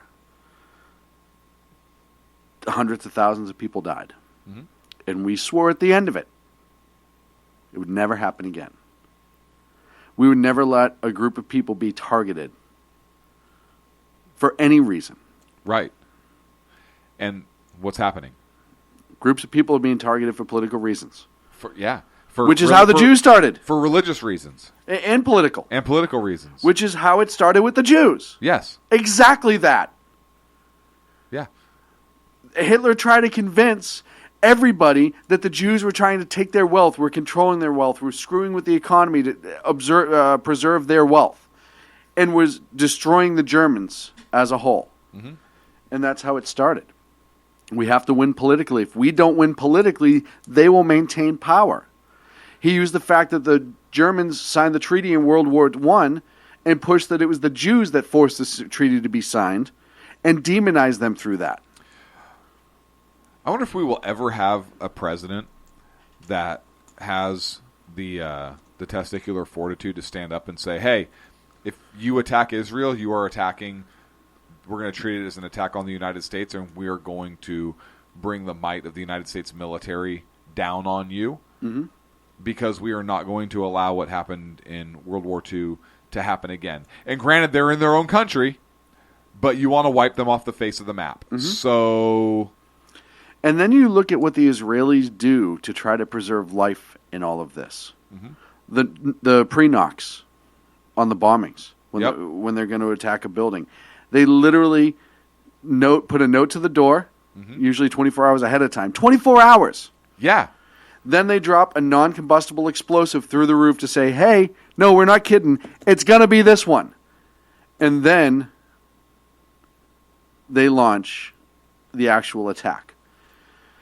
They've sacrificed a great many people through injury and death to go slow and kind of break into this. And the fact that they even have to do that to try and win hearts and minds, you know what I mean? Yes. In World War II, we just bombed the shit out of people. And guess what ended World War II? A big bomb. Bombing the shit out of people. Literally. How many more American lives would have been lost if we did not drop the atomic bombs on Hiroshima and Nagasaki? Mm-hmm. How? Because we would have had to invade mainland Japan. That would have been a ridiculous loss of American lives. So are we to expend our American soldiers' lives because another country's government wouldn't surrender or put their citizens at risk? Right. That's not our fault. I agree. The fact that Obama apologized for that? I agree. Well, he didn't apologize. Oh, yeah, I'm sorry. He didn't really apologize. He just bowed and said everything but. He didn't apologize on camera. He just bowed. Yeah. He and said everything but. He didn't apologize on camera. Well, he's not a big teleprompter guy. That was... I wonder, and I didn't read any reports, and I wish I did now. I didn't read any reports about what any World War II veterans who may still be alive who fought in the Pacific Theater had to say about that. VFW had a lot to say about it. Very, very angry, and rightfully so. Rightfully so. My grandfather fought in the Pacific Theater. My grandfather was a Pearl Harbor survivor. Right. And then fought in the Pacific Theater, was in Guadalcanal. Yeah. And I'm sure if he was alive today... Oh, furious. Oh, yeah. Both my grandfathers were in the Atlantic. I'm sorry, one in the Atlantic, one in the Pacific. My grandfather's brother, so my great-uncle, was on B-17s. Mm-hmm. He was a bombardier. And there's a great story. So I guess he could say bomb on an airplane. He was allowed to say bomb on a plane. Yeah, he was allowed to, because it was in his title. Right. Badir. Right. Right, was the secondary title in that. Yeah. And when you flash forward to today, and we've once again seen yet another attack on the Israeli people. And our president, silent. For being who they are. Yep. Silent. Silent. Isn't that genocide? They're being killed for being Jewish? Only a little bit. It's only a little genocidal. Just slightly. So it's genus. It's genus. And a little bit of genocide is almost like being a little bit pregnant. That makes sense. Right. Yeah. That makes sense. I don't know what I was thinking. I love to read. You know, it's amazing. And one of the things that always brings this country together, at least in conversation, is when you start talking about World War II and your relatives. I'm reading in the chat room, Agador put up earlier that his uncle was in Patton's army. Jenna in the chat room is talking about how her grandfather assisted in the rescue of POWs in the Philippines. It's amazing how when you talk about World War II, those of us who are educated in our generation have a tendency to immediately have that pride. Mm-hmm. Hey, this is what my family did to help in that huge cause. Yeah. And this is pretty amazing. And you don't see it as much more and more. I've literally heard people say, yeah, I think my uncle was in Vietnam. Or I think my grandfather was in World War II. What did he do? I don't know. Yeah, well, why? Really? Yeah, how don't you know? You have the personal bridge to the greatest generation. Yeah. And you could have crossed it and had so much knowledge presented upon you. One of my greatest regrets in my life, as much as I talked to both of my grandfathers about it, I was very young at the time. There was a lot I didn't understand. And I still wish to this day that I had a few more hours to ask them some questions. Mm-hmm. because it's just natural. Once you get to a certain age, you start realizing the totality of things. I just thought my grandfathers were badasses, and they were. Mm-hmm. You know, my grandfather Lewis, my father's father, had a samurai sword that he took off a dead Japanese officer, hanging in his personal bar, along with the Japanese flag that they captured off in a Japanese ship, hanging in the bar. Spoils of war. Proud of it. Yep. He'd also had his hands, and it's still in the family, I won't say where, on a German officer's Ruger from World War II, with the swastika inscription and everything. That we're all pretty sure he got from my other grandfather, who's in the Atlantic, but that's neither here nor there. A lot of questions to ask. I didn't think till I was older to ask, how did you get that close to a dead Japanese officer? And get the samurai sword off of him. Never dawned on me. It was at the time I was like, oh, okay. That's awesome. But now you have more questions as you get older. And then when I see the people that don't ask the questions, it's disgusting. It really is. It really is. Look, I actually have the missions that my great uncle flew. Their targets, where they were. I know what aircraft he was in. I know what aircraft was his. He was actually on one of the B-17s that dropped or that flew more combat missions than any other American aircraft. It was an old Gappy. It was a B-17G. And I have all of his missions. I have his. He didn't have any kids, but I literally have all of his papers. I have his papers from when he went through flight school and bombardier school. Mm-hmm. I have photographs. I have all kinds of history there. I have his Distinguished Flying Cross that was handed down. His citations. I have a citation signed by Hap Arnold. Mm-hmm. So much history in those documents that he kept. He kept everything. And I think I've shown you. Yeah, once. I don't know if we've gone through everything. We haven't sat and gone through everything. We've sat and gone through a lot. We've gone through a lot of it. And my grandfather was in the Pacific Theater, and like I said, Pearl Harbor survivor and so forth. My family's from Hawaii, and both sides. He didn't talk quite as much about it.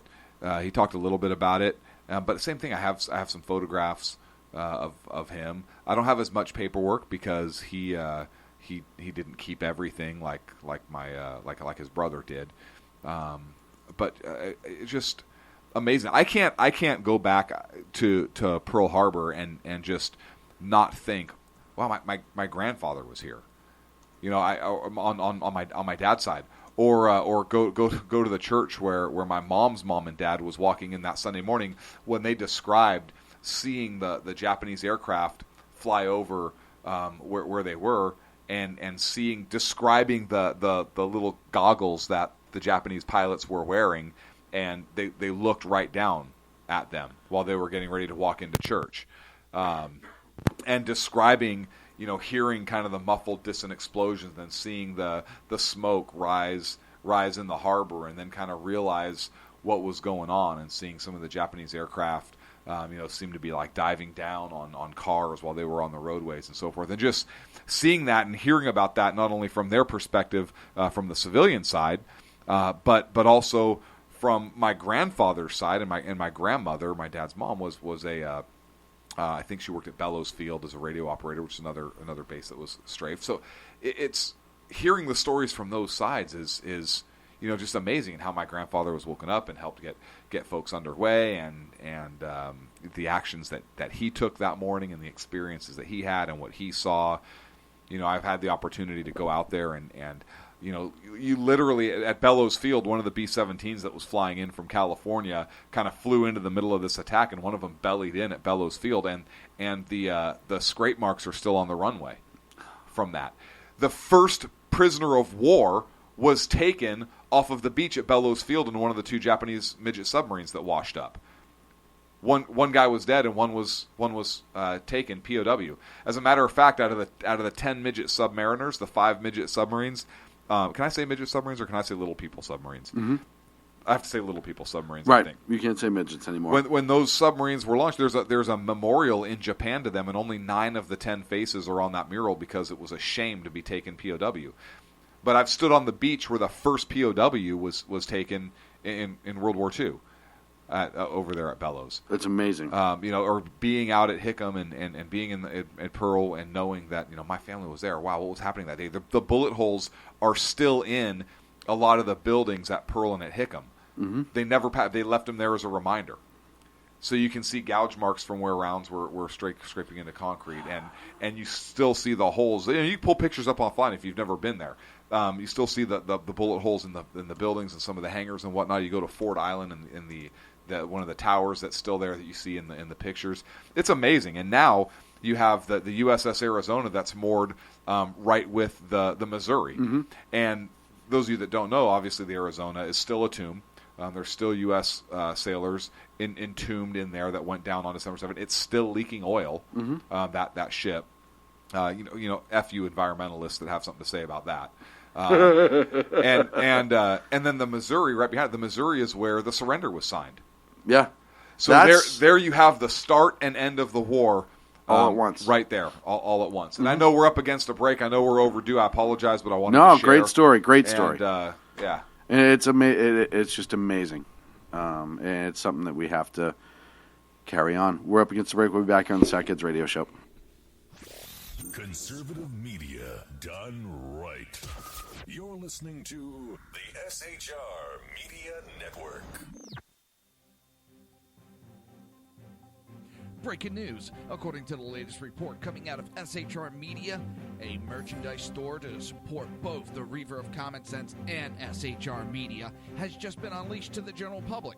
Be forewarned that this site can be contagious and numerous items can be purchased to support the best news programming. Go to Reaver.one website and click on the store link to check out the merchandise.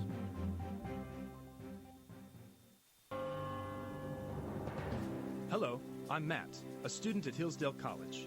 Here's Hillsdale President Larry Arnn on the continuing relevance of the Constitution. Many argue today that the Constitution is outdated because it addresses problems peculiar to the 18th century. Some parts of the Constitution do read rather quaintly. Consider the injunction against titles of nobility in Article 1, Section 9 of the Constitution. But is that so outdated? The purpose of the injunction is to prevent the government granting special privileges to some for partisan reasons. This strikes at the heart of the rule of law. The crony capitalism so common today is a place where the government bestows favors and tax dollars on some businesses to give them a leg up over others. This is exactly the kind of thing the Constitution was meant to prohibit. The Constitution is not so outdated after all. This Constitution Minute was brought to you by Hillsdale College. To join the national conversation on the Constitution, go to constitutionminute.com. Times are dark. The people misled by corrupt politicians, lied to by establishment media, and deceived by the false messages of Islam. A nation in confusion needs a guide. It needs a man with a cane. I'm Dave Milner. Join me on Spreaker, SHR Media, High Plains Talk Radio, Live Rebooting Liberty, and YouTube for a unique brand of commentary on the unpleasant blind guide. Because truth is not always pleasant. In a world controlled by corrupt politicians. You got a business. You didn't build that. A team of ordinary men emerge from the ashes to give voice to the voiceless and hope to the hopeless. Sackhead Sean. Dude, I'm not saying Kyle was stupid, bro. Sackhead Clint. All good friends of ours usually show up drunk. Also starring Sacco as the producer. I'm a little bit drunk, cause I'm drinking. They are the Sackheads Radio Show. Every Wednesday at 8 p.m. Pacific on SHRmedia.com.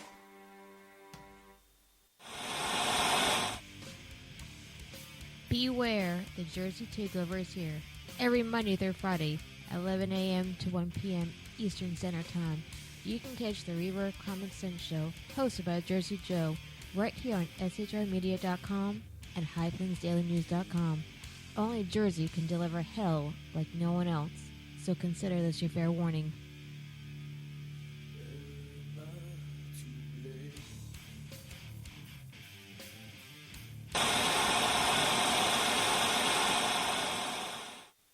Conservative media done right. You're listening to the SHR Media Network. And welcome back to the Sackheads Radio Show live in the SHR Media Network. We appreciate you sticking around for the whole second hour. Yeah, not a problem. Look, it was a really good conversation, so I was happy to stay. Wasn't talking to you. Oh. Remember, if you have hate mail for Sackhead Clint, it's shrhatemail@gmail.com. Or www.screwoff. Or if you want to tweet him exactly, it's Sackhead Clint on Twitter. Let's see if you broke. I want to see if you broke the plane this evening. I like how when you set goals, typically it happens. Like what was the first goal you set? Like 10. 10. Right? I think 10. And then we officially have you. You ready? Drum roll. Yeah. Yeah. 70.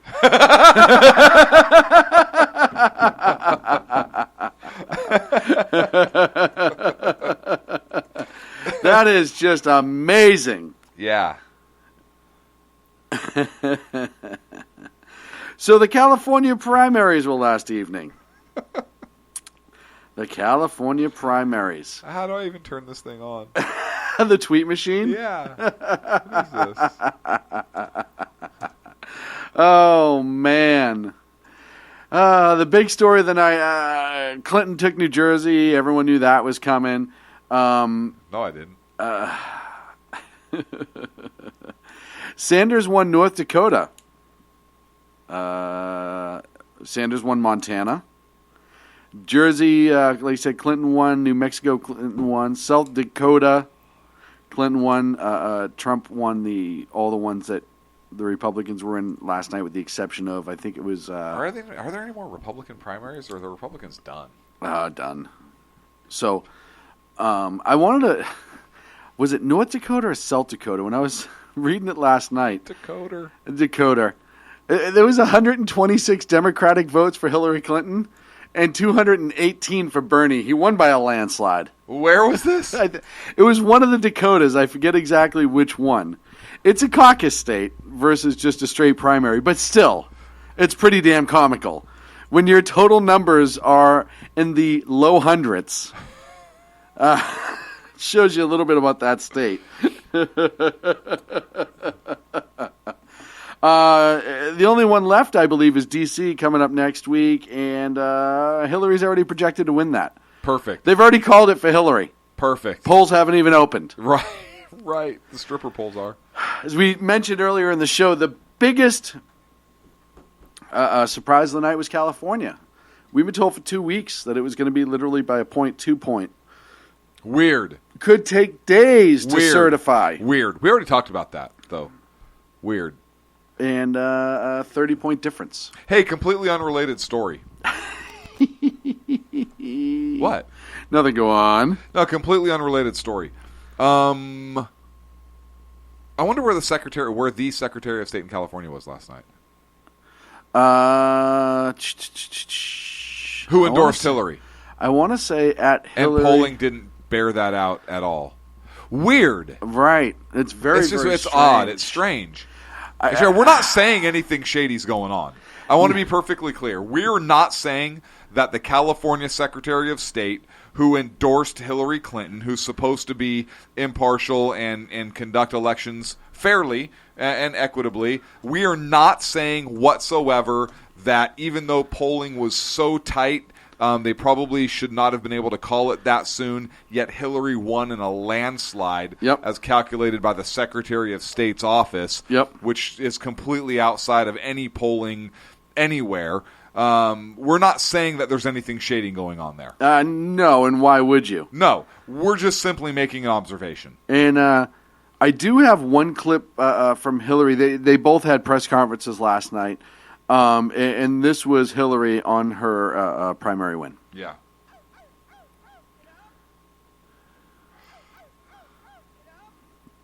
So she was obviously excited, and rightfully so. Right. It was one of those. I still love that. Afterwards, Hillary kind of gave the speech like she went first and kind of gave the whole expecting to Bernie to kind of drop-out feel to it. She was thanking him for running a great campaign, doing the speech that you would normally do when your opponent drops. And then Bernie came out. And one of the first things Bernie really got to right away when everyone was wondering if he was going to drop.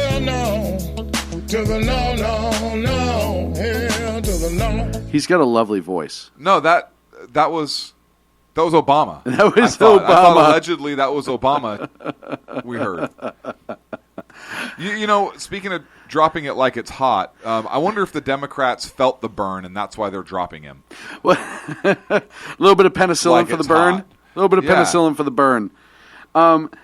Bernie came out and essentially said, "We're fighting it to the end. Yes, we're not done. You're not Yes. getting rid of us that easy." Right.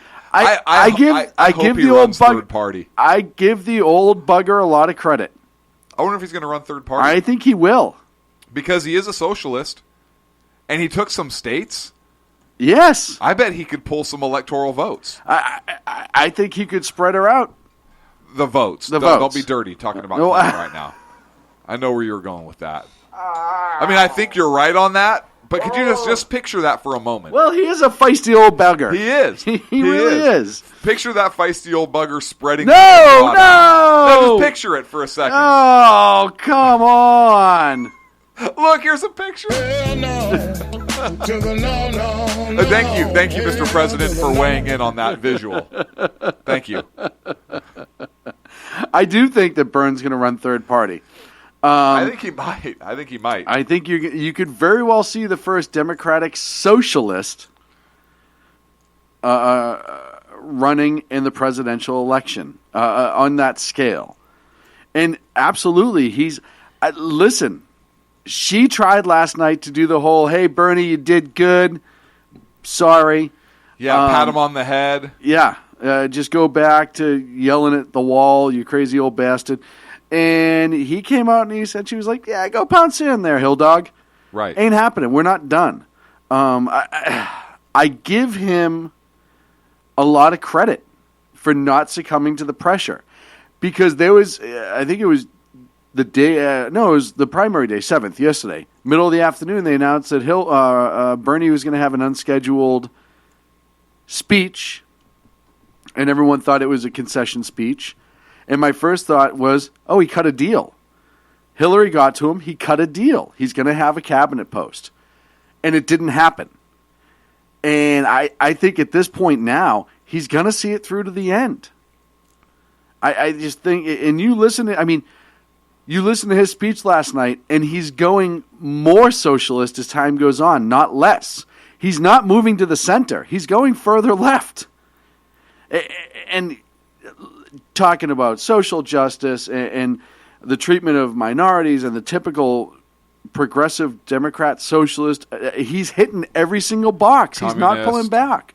And obviously, I have no love for his politics whatsoever. No. But as a candidate, I got to give him credit. Look, I give him credit because he speaks his mind and you know exactly where he stands. Yes. Right? Yes.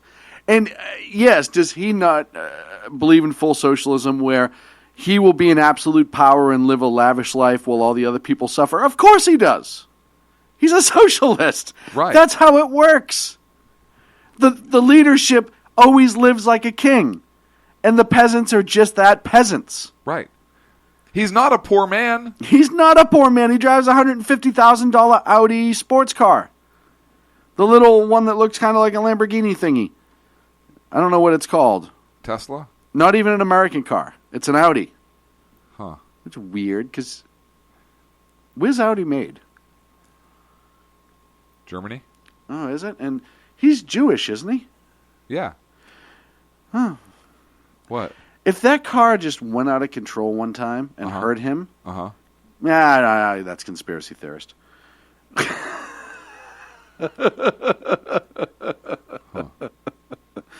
Oh, man. But you see, I mean, he's running a hell of a campaign. He's doing a good job as a socialist. Like I said, as a conservative, I got no love for him. But as a pundit, sitting back and watching him run this campaign, he's doing a hell of a job. And he's out Hillary Hillen. He's out Hillaryan. He's out Hillary. Hill dogging? He's out hill dogging the hill dog. It's like prairie dogging. No, that's a totally different thing. Is it? Yes. I don't even know. So confused. By the way, if he runs third party, I think he'll get some electoral votes. Last time that happened was George Wallace. Really? Yep. 1968, George Wallace as an American independent pulled 46 electoral votes. Richard Nixon 301, Hubert Humphrey 191. That's amazing. Yep. And then the other people who've run third party since that time have pulled 0. John Schmitz, the American Party, Eugene McCarthy, Independent, John B. Anderson, Independent, and then Ross Perot in 92 and 96 for Independent, and then Reform Party, and then Nader with the Green Party in 2000. In the last 3 elections, no one. But the actual last third party candidate to get electoral votes was 1968. Wow. George Wallace.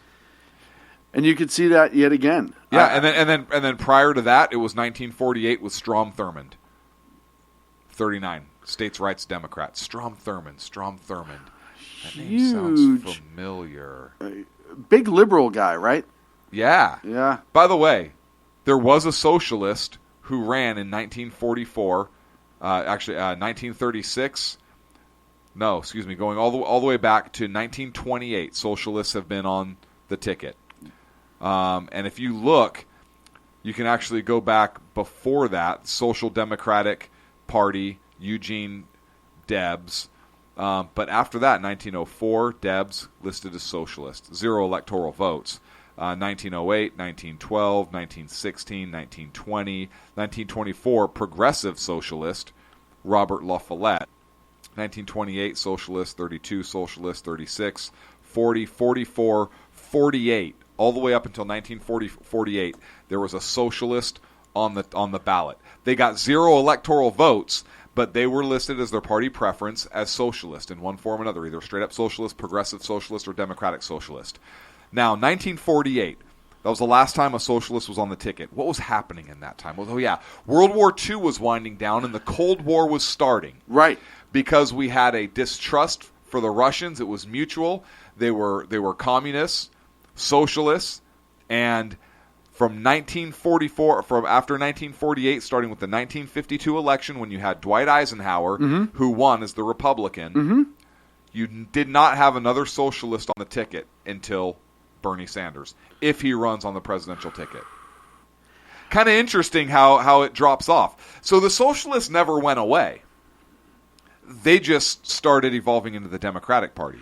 Well, and also it was another look at what we were fighting at the time of the Cold War. And it was so heir apparent to the country. Right. How just ridiculous the theory of it was. Right. This is my point. I mean, they were pretty out there in 1944. I'm a socialist. I'm running. Okay, you're a socialist. But after World War II, oh shoot, I don't think I'm going to list myself as that anymore. Yeah, that doesn't look good.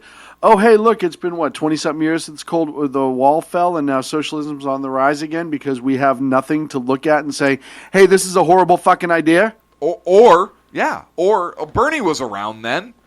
Bernie was. These kids who were following him. Right. But these kids who, if they passed him on the street, would make fun of him for being an old man. But they're a product of the educational system that they're spun out of. Well, and also the Department of Education back then wasn't federally run. It was run state and locally. As it should be. As it should be. Because that didn't change until what, 70s? 1970s? I'd have to look it up. I don't know. I think it was somewhere in the 70s. So probably all that shit. But Bernie knows, and he knows he can get away with it now. And the only thing hurting Bernie right now is Venezuela. But people aren't even paid. We could do it better than them. They messed up. Right. You have those That's people, your argument? But it has stopped some people. Not enough because it's not being covered. You look at mainstream media. Where's the coverage on Venezuela? They've slipped back into a third world country. They're chasing rats down the street to eat. Hey, socialism works. They had more money and oil 7 years ago than most other countries. And socialism destroyed it, and you don't see it anywhere. It's crickets. Friggin' crickets. You heard it on this show. You see it on Facebook. You see it on Twitter. A couple of other of our friends have talked about it. Absolutely. But even Fox and some of the big ones, nothing. Not a damn word. Meanwhile, you have Bernie Sanders, who, like I said, now I'm going to attack his politics instead of how he ran, who's a socialist loon. He's a friggin' wingnut. And that's an insult to wingnuts. Has a chance to pull electorates. Has a chance to go third party as a socialist, and he will go as a socialist. I hope so. He's been trying this whole time to get people to be okay with socialism. And he's going to run and do it in our country because our history is not taught. Our children are not educated. And we get fed this bastion of lies about the beauty of friggin' socialism. We don't get fed anything. Not us, but as a nation, these kids. Yeah. They're still us. You know what? They believe it because they're painted. It's this beautiful picture is painted. Right. Right. And the founding fathers and our founding ideals in this country are marginalized. Yes. And minimized and mocked and old and outdated, and the kids are taught that it's okay to judge their actions through today's standards. Yes. And you can't do that. The kids are taught that America came up with the idea of slavery. Right. America had... No. Guess what? America freed the slaves. Yeah. When we were British colonies, we had slavery. Right. We worked to free them as soon as we became a nation. As soon as we're talking, look, the principles and ideals that Thomas Jefferson outlined in the Declaration of Independence, the way the Constitution was framed and the way that was set up, was all set in motion to end and abolish slavery in America. Not all states accepted slavery. Were there some? Sure there were. Of course, there were Democrats in the South. Yes. There were black slave owners in the South. Yes, there were. I forget his name. One of the most brutal slave owners in the South was a black man. The first slave owner on this continent was black. So... And the Muslims enslaved all over the Middle East. Including some Americans. Including Americans, the shores of Tripoli. So this is the reason it's in the song.